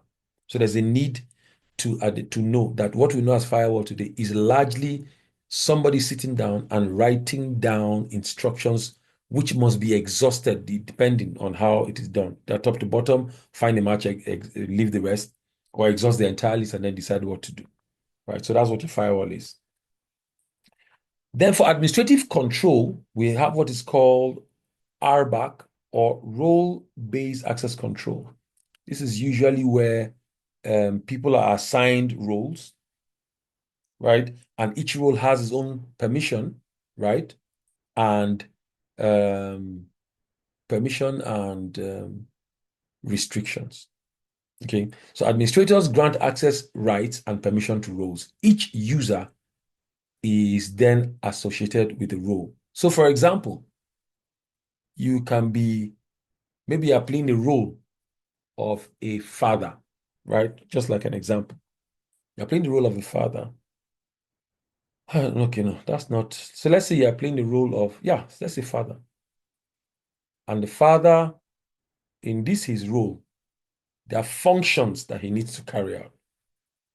Buy car, buy fuel, build or rent a house, provide for the house. These are functions.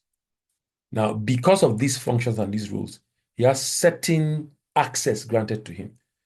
So which would be, number one, he can get up, take the car key and drive to where he's going to go to and come back. Then there's a child in the house whose role is the child. So the functions for the child does not equal the functions of the father. Though they are male, right? They are both male. Let's say son. They are both male. But then, because of the role that they play, they all belong in the same house. They're members of the same house. However, based on the roles that they are all playing, there are certain access levels that they would have. So there is no provision for assigning rights to a user or group account. For example, say that you have two users, Hannah and Derek. Derek is associated with the role of engineer and inherits all the permissions assigned to engineer role. Derek cannot be assigned any additional permission. Hannah is associated with role sales and inherits all the permission assigned to the role, to the sales role, and cannot access engineer resources. So we don't assign, how do I put it now? You don't assign permissions to persons. Permissions are assigned to roles. When we put you in that role, you inherit the privileges that come with that role. The day you leave that role, privileges are no more there. Okay?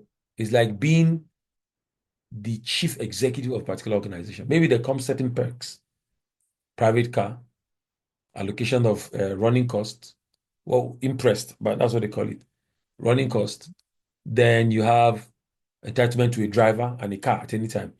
They flex them. The day your tenure finishes, another person will start enjoying that particular benefit because, of course. So that's how this happens on our devices, where you use policies, rules, or trainings that are designed and implemented because the focus is to reduce risk and improve safety. So you are then this administrative control. So somebody administering a particular role inherits the privileges that come with that role because he's been assigned the role. Okay, so that is done on devices like an intermediary device like routers. Then the secure software development lifecycle. Well, I think we talked about this. No, okay, no, we didn't. We did not. It is a there was a class I was running, and I mentioned what your software development lifecycle is.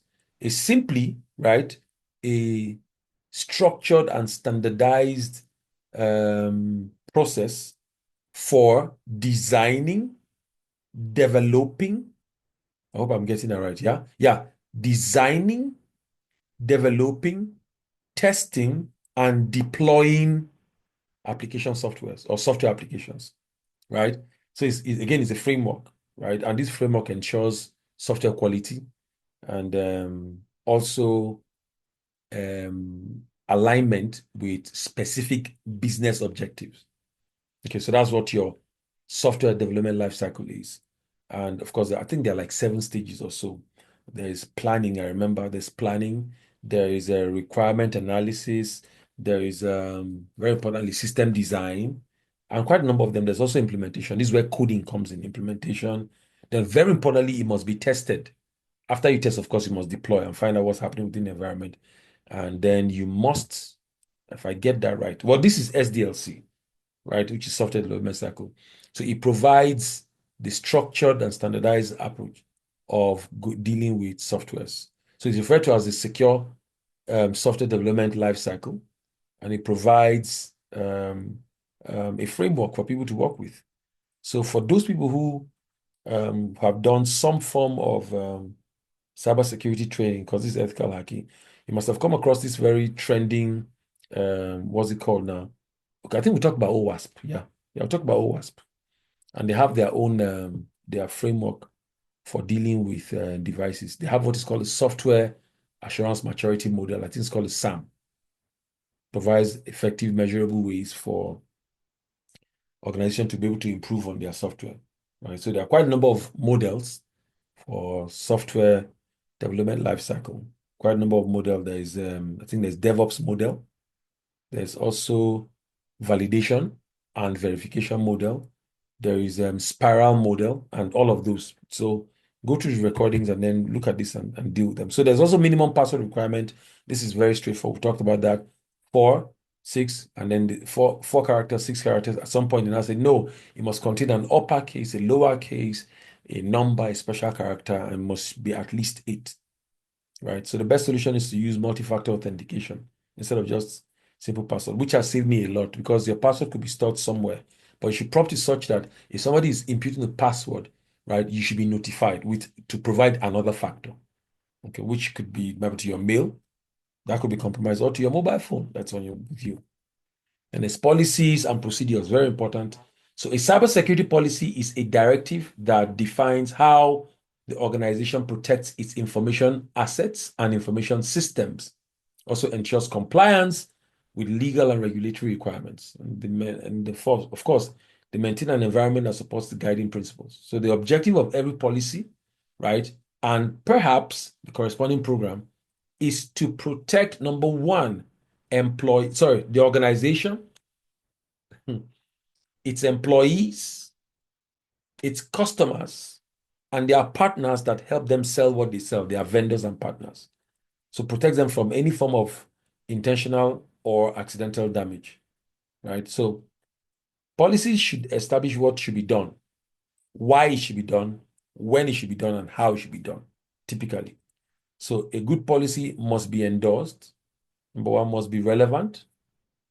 Endorsed meaning it must be acceptable for everybody within the organization. Largely management must be relevant because the policy of 2020 it can't work today. Must be realistic as well, must be attainable, must be adaptable, it must be enforceable, and it should be inclusive. Everybody within the organization should be captured in the policy, regards to compliance and perhaps even non-compliance. Then the operational controls. Very likely this is where we may be stopping today. I don't know, but let's see how this goes. So we're looking at your day-to-day work, right? The day-to-day running of the particular business or the work, as it were. And these operational controls are implemented by people instead of machines, right? And that this is where people would sit and put to use whatever things you've had before, right? The following are examples of operational control. Number one, job rotation, allowing employees to rotate from one team to another or from one role to a different one allows individuals to learn new skills and get more exposure to other security technologies and practices. So I ran a class for some organization recently, and they were required to actually intern. And some guy reached out to me asking, "Sir, what do you recommend?" And I realized that in this part of the world, it will be tough. Already, once you say security or cybersecurity, people consider it a big thing. And whoever is going to be working there is somebody who we want to get to, vouch for the person's loyalty to the organization, because there are quite a number of things that he's going to be exposed to. Then you say we should have an intern work in the cybersecurity place. He's an intern, he's going to work and go. What do we expose him to the core of what we do, right? And so I told him, I say, you know what? If we expose you as it is to any place within this sphere, right, to cybersecurity tasks, and you get to know what's happening there, there's no guarantee that when you leave, you'll not compromise us. So it's a tough one, very tough. We've not built that level of trust yet, and the level of competence as well, not just trust and competence, to allow job rotation. Some people feel threatened the moment they are not in a specific place. And you all agree based on the various places where you work. Maybe, I don't know, maybe some of you are those kind of people. If you are, then it's time to actually tweak it. Some people just, if they are not around, it won't work. They have to be around for it to work. And then the day they go on leave, they can't really have holiday, because when they're on holiday, they'll be calling to find out whether a thing or two is in check. There must be some level of job rotation within particularly the cybersecurity team, or them cybersecurity team. There's got to be a way that people are able to replicate functions, right? Sorry, not replicate functions, replicate knowledge, so that individuals learn new skills and get more or get new exposure to technologies and practices. Very important. So this is one way to handle operational controls.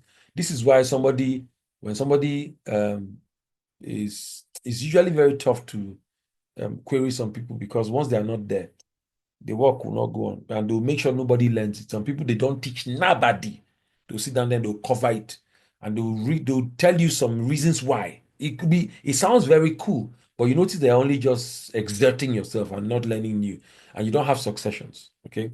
So time of day restriction. You might want to restrict access to users based on the time of the day. For example, you may only allow certain users access to specific systems during working hours, advisably so, except of course you are within the team. Then, I was saying something earlier from the first one, mandatory vacation. Depending on your local labor laws, you may be able to mandate that your employees take vacations during specific times. For example, mandatory holiday, shutdown periods. Well, some people, they don't go on holiday. Even if they do serve, they have access to whatever is happening. Then user training, very important. Operationally, all employees or everybody who has to work with you must receive security training appropriate to their positions while they work with you throughout their tenure. And the training should cover things like, number one, compliance requirements, company policies.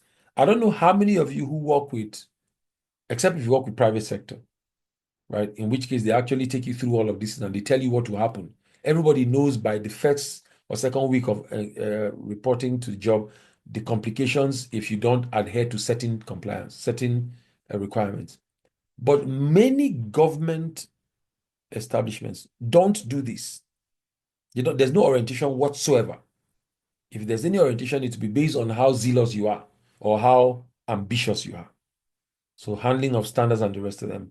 A user should have training and provide written acknowledgement of rights and responsibilities prior to being granted access to information.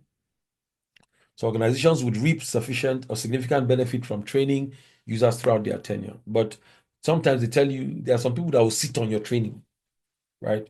And as far as the security, we have a long way to go as far as this sector is concerned. Because it's going to be, if you deal with it as private sector, it may not thrive because you have a great number of people wanting to enter your sector from public sector. Then if you deal with public sector like private sector, a lot of people will just look for you, they'll find something and push you out. If you become too tough, they'll get you out. Security awareness programs, security trainings, and security education all serve to reinforce the message that security is important. Software awareness programs are designed to remind users of appropriate behavior. We, for the organization which I work, today is what, Friday? I completely forgot. We actually are running a training for for the staff of our establishment, and it is actually again on the backdrop of cybersecurity awareness, and we're looking at educating them on a lot of platforms, including social media use within work environment. So this is just being able to let them know. Some people just don't know. You notice you're in certain WhatsApp groups, and then the person starts asking you for money. They've been compromised. There's quite a number of things to do there. Right? So security education and training teach specific skills and are the basis for decision making. Right. So we have some standards, build an information technology security awareness and training program, which succinctly defines why security education and training are so important. This is by the National Institute of National Institute of Standards and Technology. They published a special publication which is called 850, right? So it handles that. So then physical control, this is access control, biometric control, video surveillance. We know all of those already. Access control vestibules. You want to look at what we call man trap or man room, providing a space that can only take one. So give you an example of what a man room is like, or a man trap. I don't know if, okay, banks use it till today. There's this small room, you're going to enter. Then you hear on some those small rooms. You get into the place, you lift up your hand. If you have any metal stuff, when it started, it was great. If you entered short belt, if you come out belt, there's a box outside. You put your belt, put your phone, put your key inside and lock it. But now you can enter that place. The guy will just tell you, okay, bring your phone, let me help you hold it. As you're entering, once the thing approves of it, the guy will pass it at top. You collect it and enter. Those vestibules are they are there, but they actually don't serve what they're supposed to be. But organizations should have that for fiscal control, right? Because you're able to prevent or deter unauthorized access to sensitive locations or materials. So like into the banking hall, very common with banking hall. The largest one is that of First Bank. There's a bank that carries a lion, sorry, an elephant. It's blue. That bank, I don't know if you know, I think they are called second or so fourth, I don't know, right? But that particular organization, they have this very massive room. The thing looks like a Roman parlor. I'm only exaggerating, but that's very large. But that's like example of a control vestibule, right? Which allows typically there are two sets of locks. So you unlock the first door, right? And enter. Then the second door must be locked before the last door can open. That's typically what it is. Then biometric control, simply fingerprint, retinal, face recognition. And because of the part of the world where we live in, our biometric are usually not the systems that were created are not very friendly with our biometric. What is most friendly with us is a finger. That's why it's the most popular one. Just thumbprint. Because coffee catch you now, the thing if you no let you enter. I saw a recording on social media, I think it was some days ago, where the guy was just bawling in his house. It was a smart house. You say, turn on the music, turn on the heat, turn on music, and he was dancing. Then he goes out and he was beaten by cold. He comes back, he caught a cold, he was coughing, right? And then he tells his door, open the door. The door tell him, say, guy, I don't recognize your commando. So those features, they're actually, people need to sit down and build systems that are actually more accommodating of our features here, right? Then there's video surveillance, very important. Cameras may be used to record and monitor activities in the physical premises. This is going to be the next big problem we'll have. The things that the video surveillance actually capture. Of course, a lot of people make lots of money from giving you provisions of storage in the cloud, but people want to be able to access what they're recording every now and then. And so we're going to have a lot of data generated and then having issues where to store them. That's why sometimes people don't like using this. So there's a lab for this using on DVWA server, identify and prioritize vulnerabilities found on the server DVWA server. The time is 13 minutes to 10. So let's take this part. Hopefully we get towards the end and then we'll stop. We have just one more aspect to go, which I think you can read. And I already laid the foundation at the beginning, so it will help. Explaining the importance of communication during penetration testing process. Now, what we just talked about now is reporting, so communication. Now, the report is the final deliverable in a penetration test. It communicates all the activities performed during the test as well as the ultimate results in the form of findings and recommendations. The report is, however, not the only form of communication that you will have with a client during a pen testing engagement. During the testing phase of the engagement, each participant, the members of, how do I put it now? The people interacting, that's you and the people that you talk with, would need to have a conversation. And this conversation may arise, right? And it will need some form of plan regarding, all right, in the event that what we are doing right now needs to be escalated, what happens? Okay, so during the phase of the communication, right, engagement, certain situations may arise in which you need to have to plan for escalation. So in module 2, if you remember, we talked about scoping a pen testing assignment. That's what we said. You must identify how to scope, right, properly. You may encounter a scope creep, which is somebody who who is not supposed to be there, right, but insisting to be there. I think we talked about it. Some people that just want certain report to get to them, right?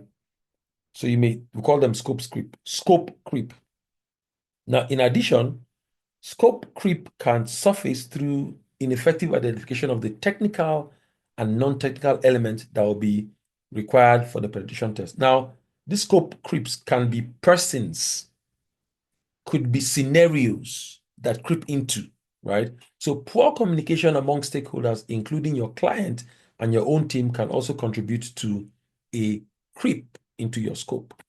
So it is extremely important that you understand the path of communication channel that is existing for every task, right? Always have good open lines of communication with your client and stakeholders that hired you. It includes the following. You see this thing we're talking about. I don't know whether I should mention it, but there's somebody that I have great respect for who recently got um, is it, how do I put it now? He got an appointment as the head of an institution that handles a lot of IT training in Nigeria. And he made a post regarding how that upcoming IT guys need to learn how to handle relationships. And I buy into that particular submission a lot. Reason being that this sector, a lot of people actually brag about it being around for a long time, but there's a problem with how interactions happen within this sector. We always have issues with handling relationships as we climb in this sector. When somebody is able to interact with you, again, this is not me preaching to, of course, this is like preaching to the choir. I know you all know this, but it forms part of what we're dealing with here.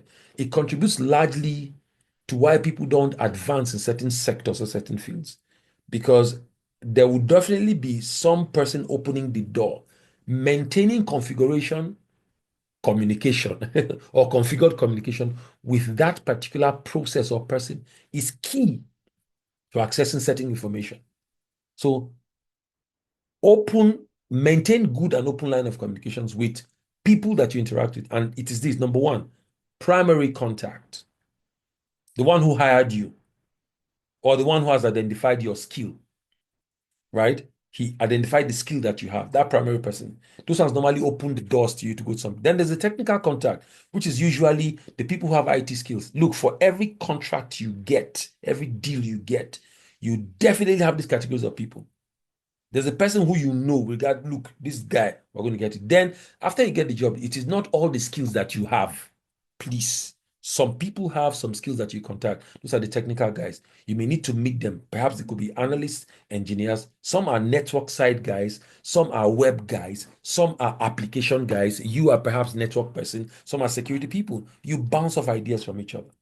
Then there are emergency contacts. In the event that there's problem, who do you call? So these are the categories of people.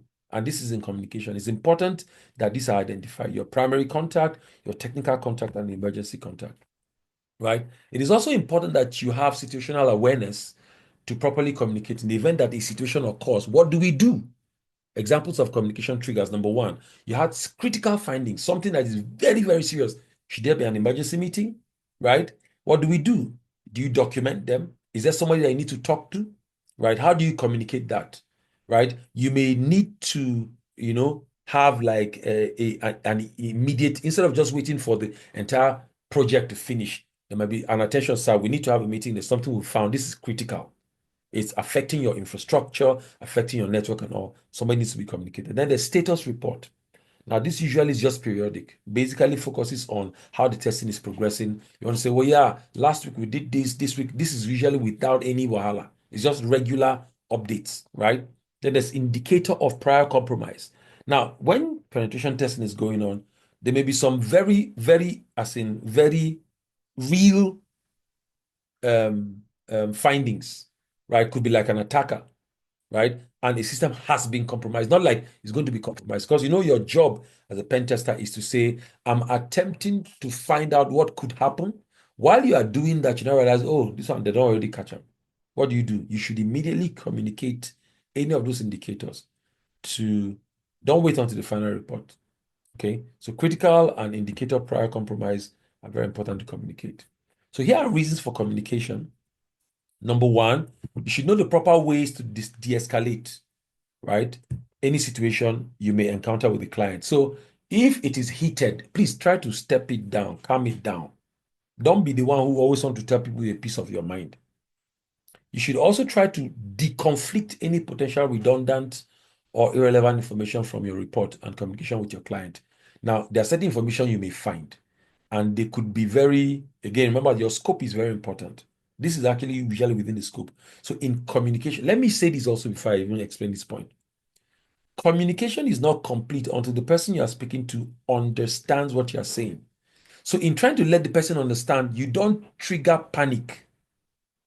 So what you need to do is to ensure that if there is some form of, in your communication, you might trigger some kind of panic, deconflict it. It shouldn't be something that triggers conflict. Some people can come into a place and instead the people on our management, they know to try. They only send on IT guys. IT guys, wow, you guys are working very hard. But try to de-escalate it. Try to deconflict it. Then try to identify and avoid false positives. Remember we talked about the false positive?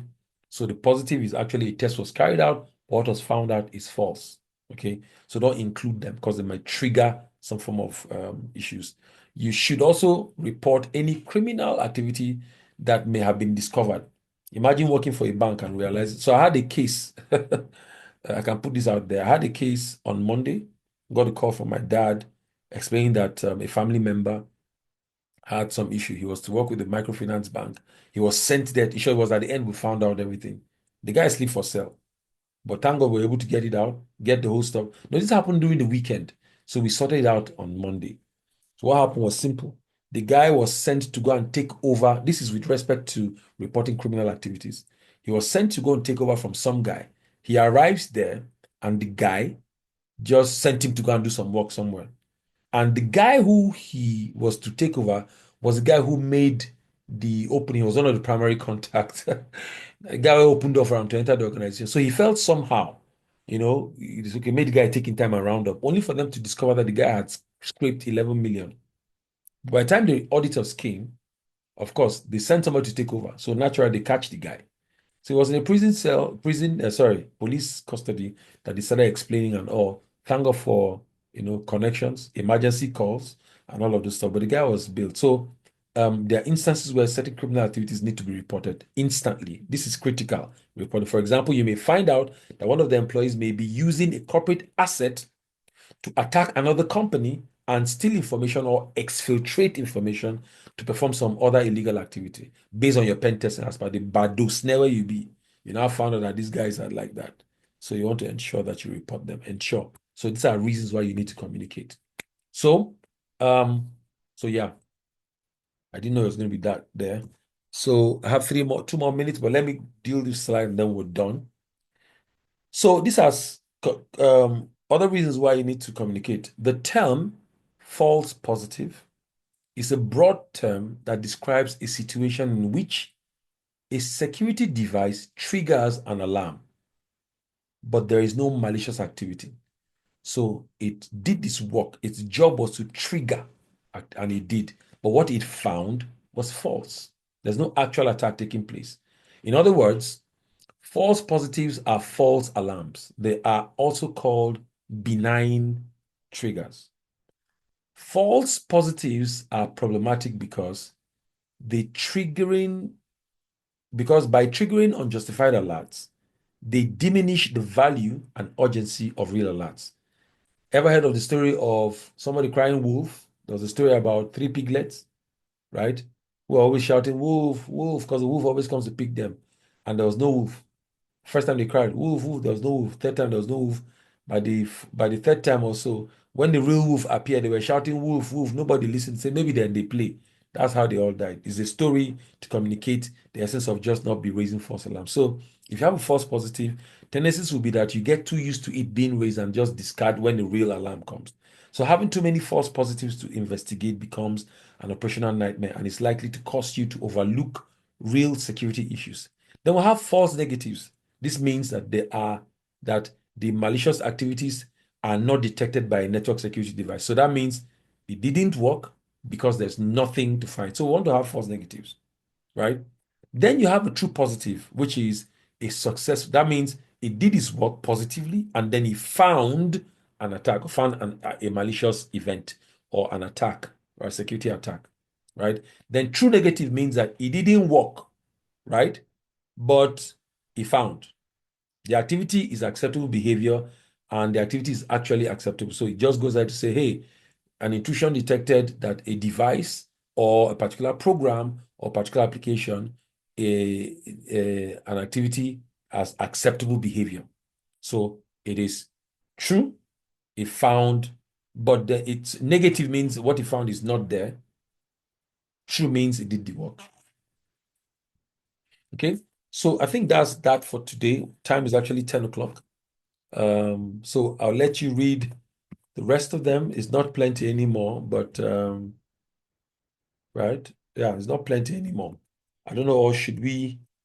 It's not plenty. Just we have like 3 more slides or 9 more slides, but I want to respect your time considering it's a weekend.